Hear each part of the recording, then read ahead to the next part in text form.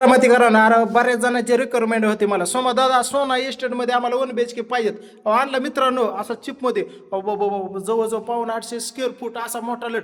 बघितलं का? हा एवढा मोठा हॉल आहे मित्रांनो. कलर पिलर देऊन चिपमध्ये घेतलंय. बघितलं हा बाबा बाबा बावकीच्या उरावून शेजाराच्या घरावर बघितलं का? हा फॅन पिन समजा असं चिपमध्ये पडदं फिडदं ह्याला मस्त पैकी गेलं रे.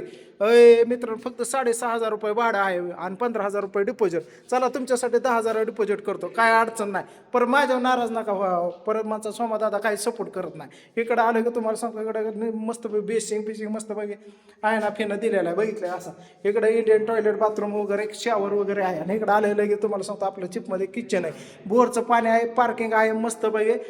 टेन्शन नाही. क्रीडा संकुलन शेजारी, क्रीडा संकुलन शेजारी तुम्हाला सांगतो देसाई इस्टेटमध्ये असा हा 1 BHK. बघितलं का?